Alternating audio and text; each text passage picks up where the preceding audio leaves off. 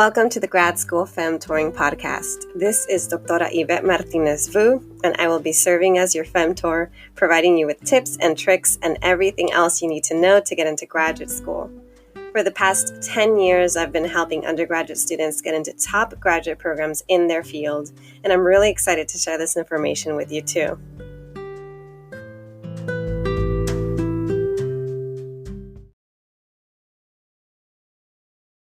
Hi everyone. Today I have an episode on culture shock in undergrad versus grad school. I've been thinking a lot about students who are applying to grad school or getting ready to apply to grad school right now. I've been thinking about those that have been accepted and have started their graduate programs or are about to start their graduate program. This is orientation week for those in the UC system, which means that your classes are starting soon. They either have just started or they're starting in the coming week. And what comes up a lot when you're new, when you're transitioning into a new program, a new space, a new setting, a new institution is you're having to learn to navigate the culture. What is it like here? What are the expectations? What do people do around here? What's the workload going to be like? What do they think of me? What do I think of them?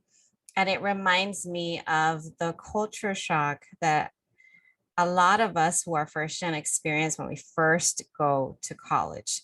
So for me, I'll tell you this. When I first went to college, I was privileged enough to attend a program called the Freshman Summer Program at UCLA. It was a transitional program the summer before your freshman year to help you learn the campus, navigate the space, and have access to resources and meet students like you who were also first gen students of color. And I remember I was roomed with someone, and my roommate was of a different race and ethnicity as me. And she had parents who were one was a doctor, another was a lawyer, if I remember correctly. Her family came to drop her off. Her older brother was there. He had gone to UCLA, and they were all helping her unpack and decorate her room. And I remember just what a difference it was, her situation versus mine. My mom was really uncomfortable with driving me to the campus. So she asked my older brother to come with her. They came, they dropped me off at the front of the building. They put my stuff on a yellow cart and said, bye, mija, mucha suerte, like, good luck. She had to head to work. And I was on my own from there. I remember being so afraid. 17 years old, completely on my own, first one to move out of the house in among my family. I have 5 other siblings, so it was a big deal. And having to unpack and decorate all of that by myself. And then they, asked me, the parents and my roommate, so what do your parents do? And I remember I didn't really know how to respond. I was like, well, my dad died, and my mom sells candles. She sells religious articles. And that was about it. That was all I could say. But I remember feeling different. And to me, that was the first moment that I realized that I was first generation without quite being able to articulate it at that moment. Then, of course, I attended classes, met more people, professors, staff members, learned the term first generation, both in the US and in college, and realized, wow, that was the moment that it was stark and very clear that I was like, oh, I'm different. I'm first generation. I'm different from other people here. So that was my first kind of experience of culture shock in undergrad. Culture shock for me was also first time being around so many white people. I grew up in the Northeast San Fernando Valley community that has a predominant Mexican immigrant community. And so I was around a lot of brown folks, but not a lot of white or black folks, or even any other ethnicities outside of being um, Mexican, Central American, a couple of folks from South America, but really um, predominantly Mexican and some Central Americans. And that was what I was exposed to in my childhood. So being around, folks of different races was a big deal for me. Being around middle class and wealthy folks was also a big deal. I don't think I realized just how poor we were until I got to campus and realized, wow, like people actually take vacations. People can afford new laptops. People don't have to have part-time jobs. People have parents who pay their rent for them. All of that was news to me. It was also my first time being in a city outside of my own. So that was another culture shock of the difference between my smaller city and the big city of Los Angeles. Also, the big culture shock too was the culture shock in not knowing the hidden curriculum. So not knowing all the acronyms, all of the jargon, all of the expectations, the decorum, like what are you supposed to do when you go to class? Um, Not knowing what office hours were. So everything was new and I was so shy. And to be frank, embarrassed to ask questions. I thought that people were going to think that I was not smart and that I didn't belong, that I should have never been admitted and that I should quit. And to me, that, that was the ultimate failure. So I avoided that. I avoided asking questions and I learned things the hard way. So that what to me was culture shock in undergrad, was navigating all of those differences. So I didn't quite expect to have to go through such a major culture shock in graduate school because I mean, I was one of the privileged ones. I was in a 2-year research and grad school preparation program, very similar to McNair, called the Mellon Mays Undergraduate Research Fellowship. And through the 2 years I was with that program, I was getting groomed to go to graduate school. I was being taught what to expect in graduate school, being taught how to conduct research. And yet there were still things that came as a surprise to me that may come as a surprise to you if you're new to grad school too, or if you're just getting started with applying. So I want to mention some of those things, what they were for me, because they might come up for you as well. So the one thing that I noticed right away in my graduate program was that there were fewer first generation students. What did that mean? That meant regardless of whether someone was white or a person of color, it was hard for me to find folks who were first gen like me. A lot of folks had parents who had advanced degrees or who had PhDs, and that was different. Also, even fewer folks who were working class. Again, a lot of folks came from generational wealth, didn't have to worry about their tuition and their funding and their fees. That was very different for me. I was not accustomed to being around, especially wealthy people, like noticing that people in my program. I remember someone going and spending their spring break. They're like, oh, I think I'm going to give myself, reward myself with a trip to Tahiti. And I'm like, at that point, I don't think I had ever even been outside of the continent. I think I had only gone to places in the US and Mexico, and that was it. And so to me, oh my goodness, you can just treat yourself to a trip abroad was such a luxury and was very different from my own experience. So being around wealthy people, seeing where they lived when they invited us to study groups, I'm like, oh my goodness, you live in, what back in the day, it was like double or triple what I was paying for rent. I'm like, that is very different. The other thing that was different that reminded me of undergrad is, again, not knowing the jargon. But in undergrad, it wasn't just, it was kind of like not knowing the jargon of being on a campus. But this time it was not knowing the jargon, the vocabulary the department and discipline itself. Perhaps it was harder for me because I did switch fields. So I went from literature to performance. And so there was probably a lot that I missed in that transition. But nonetheless, I've heard from several friends, colleagues, students that no matter what, no matter how much they learn in undergrad, they feel like they have only touched the surface with what they're learning in undergrad. And then they get to graduate school and realize, oh my goodness, like everybody else, it seems as if they know all the prominent scholars, they know all of the studies, they know all of the big terms in the field, the hot scholars, etc. Like they are familiar and they know what they're talking about.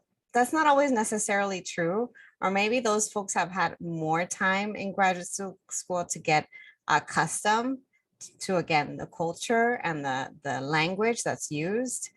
And you shouldn't feel bad if you need to take notes and do a little bit of extra research to catch up. So the jargon, especially the jargon, not knowing the jargon in my department was a big deal. I know I butchered many scholar names in trying to say them out loud. And sometimes people corrected me, sometimes they didn't. And yes, it was embarrassing. And oh, well, you know, you live and you learn. The other thing that I think is a type of culture shock that was different for me in graduate school than in undergrad is that when I got to graduate school, I noticed that I was around a lot of people who were all convinced that they were going to become academics. And I think I've always had in the back of my head this feeling that, oh, I don't know if I want to do this for the rest of my life. I was always a very good student. I couldn't think of anything else to do with my interest in literature and performance that could pay the bills. And so it made sense to go to graduate school and possibly become a professor. But again, in the back of my head, there was always that thought of like, I don't know if this is it for me. Oh, maybe I want to do something different.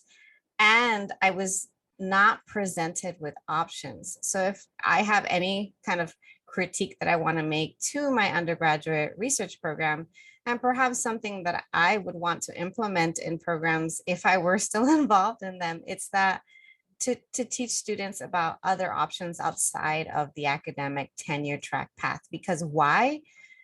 There are just not enough jobs out there. To be frank, there are not enough stable tenure track jobs for everybody that's getting a PhD.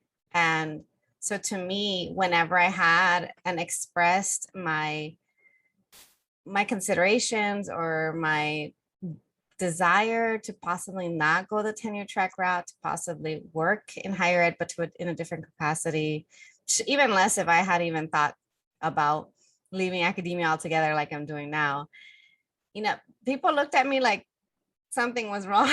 Like, why would you want to not, like, you have to become a professor. So that was a big shock, is being around people who could not see outside of life in academia, and being around people who had made academia their entire identity. That was hard because I've always had multiple identities outside of my academic identity, whether it's, you know, being a daughter of immigrants, having certain responsibilities, whether it's having a chronic illness, eventually becoming a mom. I've always had other things, and I have never been able to 100% devote myself to my job or to my research. And that's frowned upon, or at least that was frowned upon, you know, in my program. That was a big shock to me. The other thing I noticed in graduate school that was different from undergrad, again, another shock, is that in undergrad, I did feel like if I searched for it enough, I could find support. I could find programs. I could get help. Whereas in grad school, a lot of times it felt like we were just fending for ourselves. There were fewer student orgs, for instance. There were fewer scholarships. There were fewer kind of programs that were catered to helping grad students. Everything felt like it was the focus was on undergrads and not so much on the grad students. And that made it hard because that only increased the sense of isolation and the sense of struggle when you don't have the kind of built-in support within the institution. And so for me, I constantly felt in graduate school that I had to create that support, that I had to build that community, because if it wasn't there, then I needed to build it and create it to sustain myself. And that's one of the ways that I was able to finish and graduate. But you may notice that you may feel like, oh, there's less support, there's fewer programs. Where are the student orgs for grad students? Another thing that comes up a lot has to do with the way that you're treated in undergrad versus in grad school. In undergrad, you are seen as a student and as someone who's learning, and as such, you'll get a lot of support, especially, some professors are different than others, but generally speaking, there's more hand-holding. Even in the syllabus, there are more firm deadlines. There is support. You can get support on your writing, support on a project.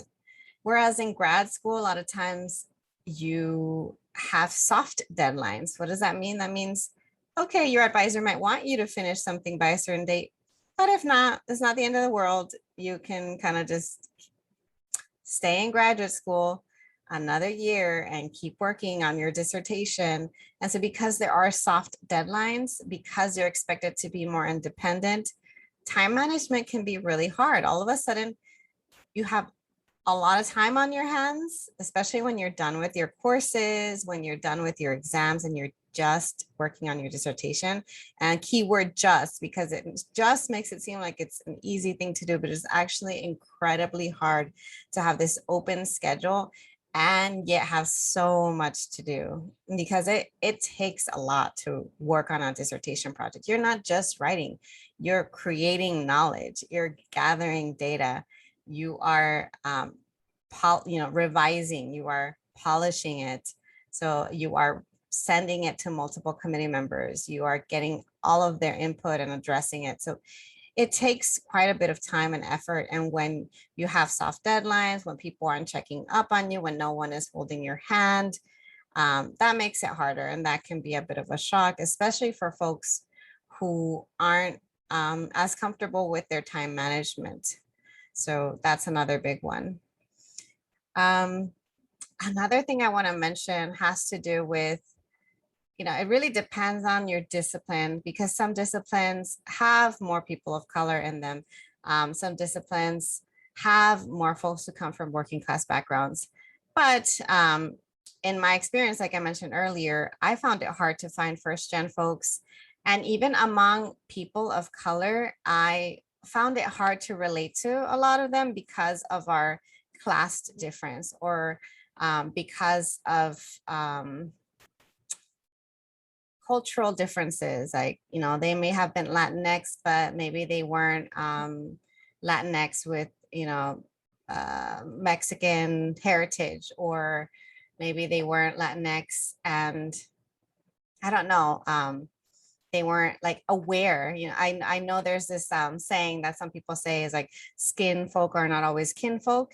Like, there's some folks who were POC, but I just didn't feel comfortable. I didn't feel safe around them. And just to say it bluntly, I didn't feel safe around them. I didn't feel like I could confide in them and share and be completely honest and upfront. And a lot of things felt like surface level, like I could only, do small talk with them. And I don't like small talk. I am not a fan of it. I like to be real, open, honest, upfront, transparent, even in some cases blunt with people.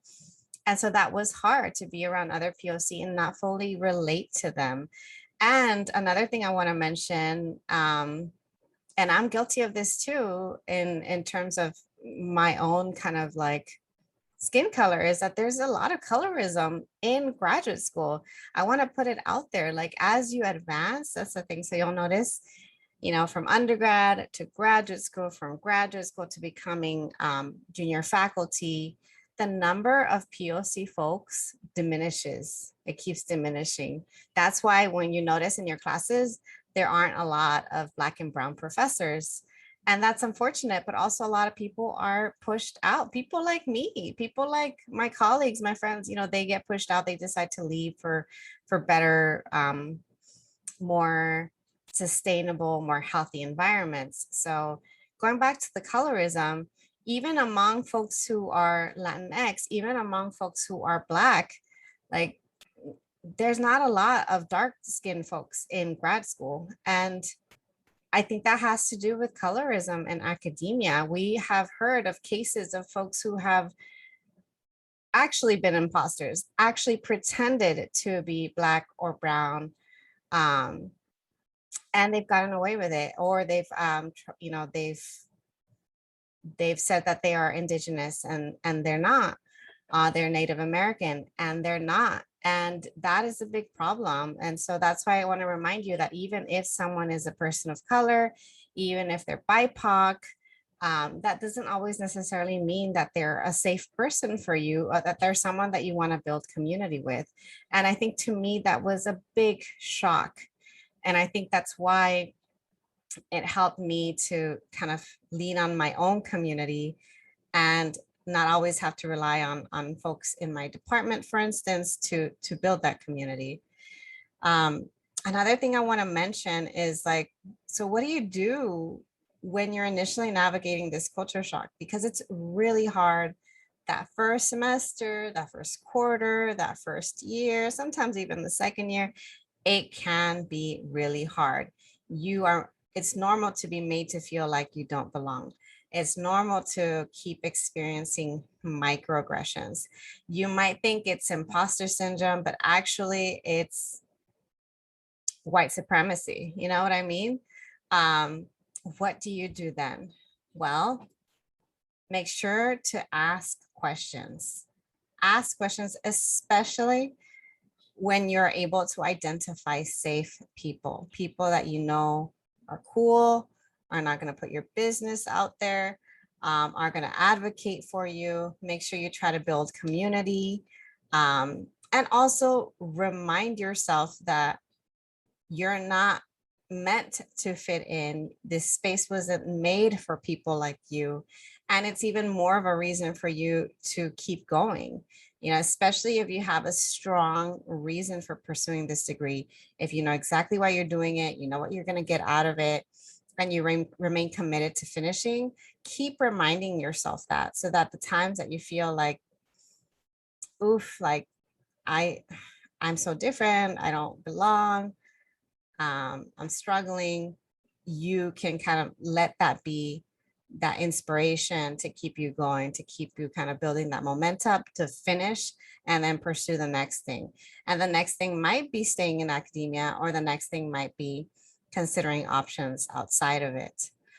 I think that's all I want to say about culture shock. I hope that you found this helpful. I really want you to think about all the different things that you're navigating and that you may be navigating soon, and to remind yourself that it's okay. It's okay if you don't 100% fit in. It's okay if you're struggling.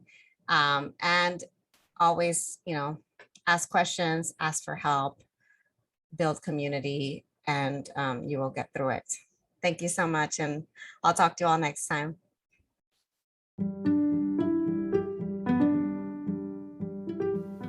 Thanks so much for joining me in the Grad School Femtoring Podcast. If you liked what you heard, please rate this podcast on iTunes, Spotify, or anywhere you tune in. You can also support the podcast by donating to my Patreon page, Anchor page, or Venmo account, which is at Grad School Femtoring. If you have questions or episode topics, you can contact me by sending me a DM on Instagram, sending me an email to gradschoolfemtoring@gmail.com, sending me a voice message on Anchor, or sending me a message via my personal website at YvetteMartinezvu.com. Until next time.